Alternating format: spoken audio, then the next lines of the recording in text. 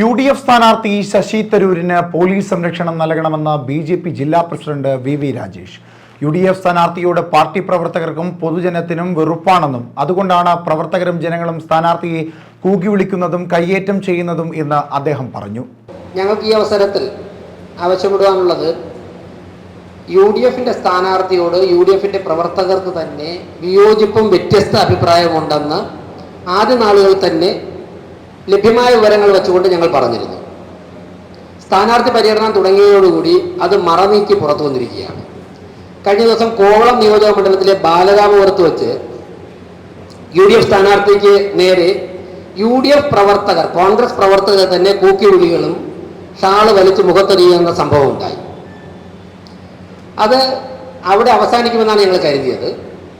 സ്വാഭാവികമായിട്ടും പാർട്ടി തിരസ്കരിച്ച അല്ലെങ്കിൽ പാർട്ടി പ്രവർത്തകർ തിരസ്കരിച്ച 15 വർഷവും പാർട്ടി പ്രവർത്തകരെയും പൊതുജനങ്ങളെയും നിരാകരിച്ച അല്ലെങ്കിൽ അവരെ മൈൻഡ് ചെയ്യാത്ത ഒരു MPയെ സംബന്ധിച്ച്, ഒരു ജനപ്രതിയെ സംബന്ധിച്ച് പാർട്ടി പ്രവർത്തകർ അവരെ കൈയൊഴിയുന്നത് സ്വാഭാവികമാണ്.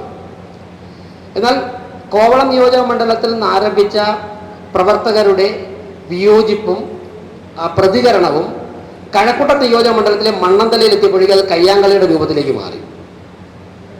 അപ്പോൾ UDF സ്ഥാനാർത്ഥിക്ക് നേരെ UDF പ്രവർത്തകർ, കോൺഗ്രസ് പ്രവർത്തകർ തന്നെ കയ്യാങ്കളി നടത്തുന്ന, അക്രമം നടത്തുന്ന ഒരവസ്ഥ വന്നിരിക്കുകയാണ്.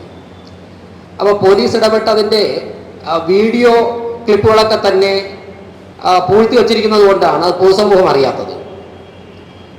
മൊബൈൽ റെക്കോർഡ് ചെയ്ത ഒരു കോൺഗ്രസ് പ്രവർത്തകൻ്റെ മൊബൈൽ ഫോൺ മണ്ണന്തല പോലീസ് ബലമായി പിടിച്ചു വാങ്ങി. അദ്ദേഹം ഇന്നലെ പോയി സ്റ്റേഷനിൽ മൊബൈൽ ഫോൺ തിരിച്ചു തരണമെന്ന് ആവശ്യപ്പെട്ടു. ആ ഫോൺ തിരിച്ചു കൊടുത്തിട്ടില്ല. അപ്പോൾ അതിലൊക്കെ തന്നെ ശക്തമായിട്ടുള്ള അഭിപ്രായ വ്യത്യാസം നിലനിൽക്കുകയാണ്.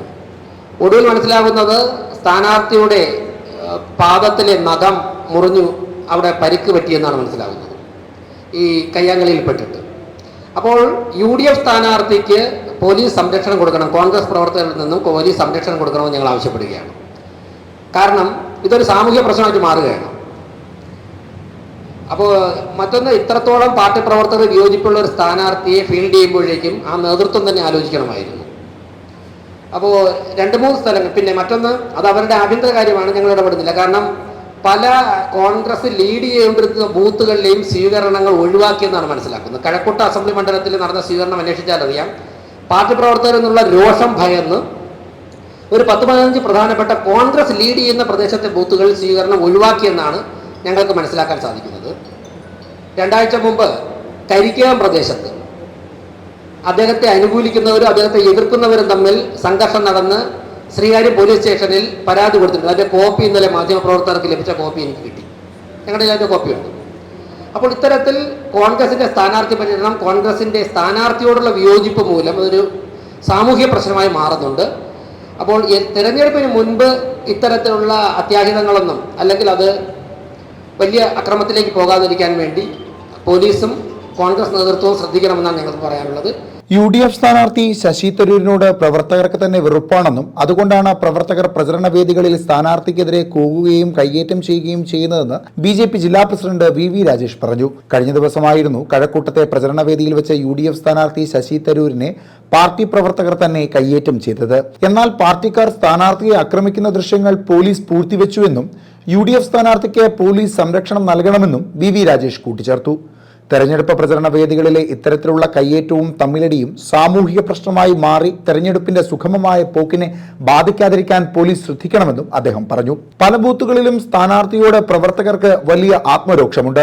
അതുകൊണ്ട് തന്നെ കഴക്കൂട്ടമടക്കം നിരവധി ബൂത്തുകളിൽ കോൺഗ്രസ് സ്വീകരണ പരിപാടികൾ ഒഴിവാക്കിയെന്നും BJP തിരുവനന്തപുരം ജില്ലാ പ്രസിഡന്റ് VV രാജേഷ് ആരോപിച്ചു. News desk, Thiruvananthapuram.